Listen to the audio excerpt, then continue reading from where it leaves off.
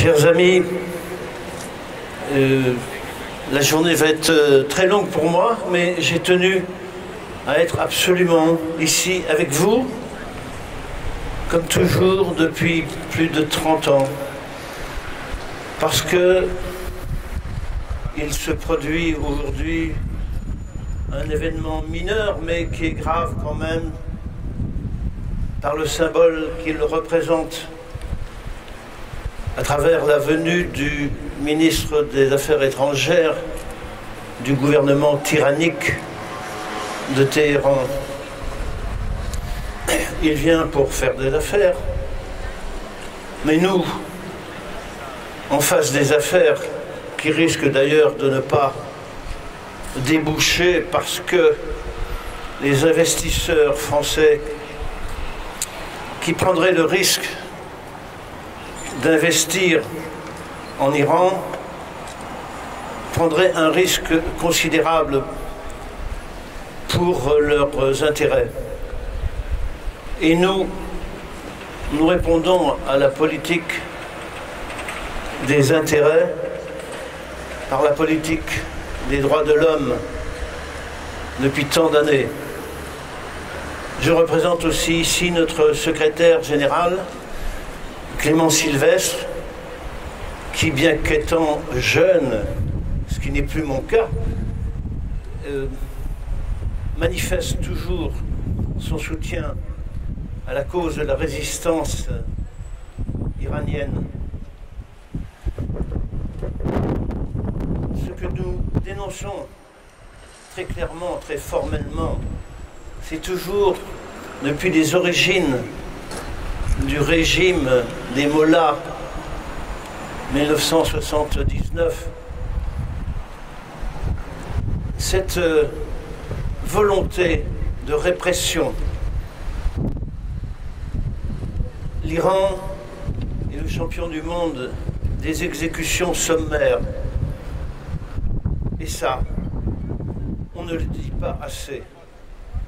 Vous avez vu qu'après les accords sur le nucléaire, les médias, aussi bien français qu'étrangers, ont donné un coup de projecteur sur l'Iran, qui serait un gentil pays, un beau pays, on le savait, avec des habitants qui accepteraient, soi-disant, le régime.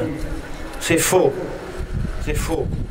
Et donc, nous dénonçons cette politique de la terreur qui se poursuit, j'allais dire d'année en année, il faut dire de décennie en décennie.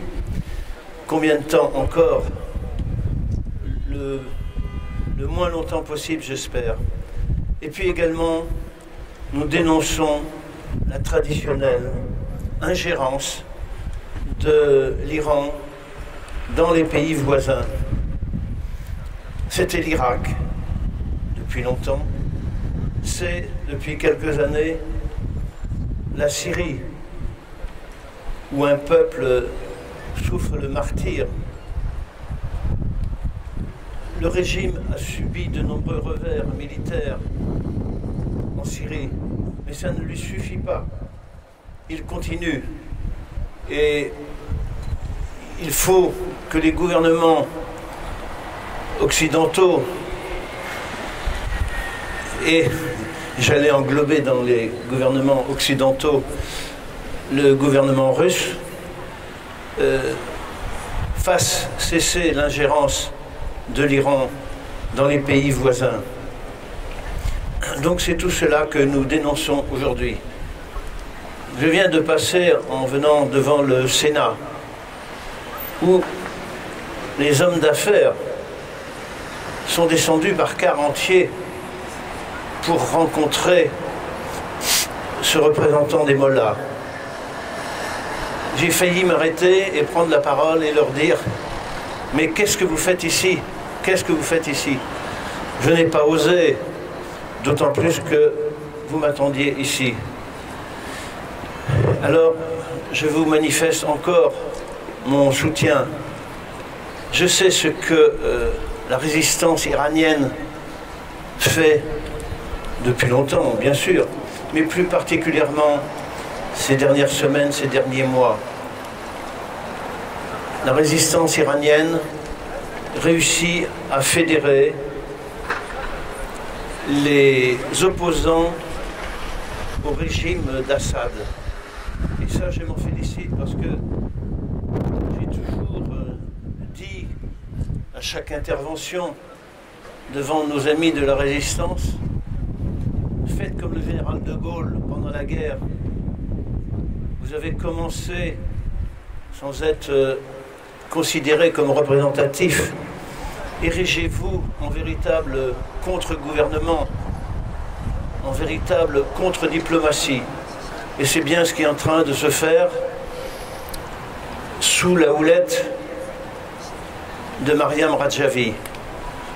J'espère que toutes ces tentatives de la résistance iranienne pour établir une vraie paix dans cette région seront couronnées de succès.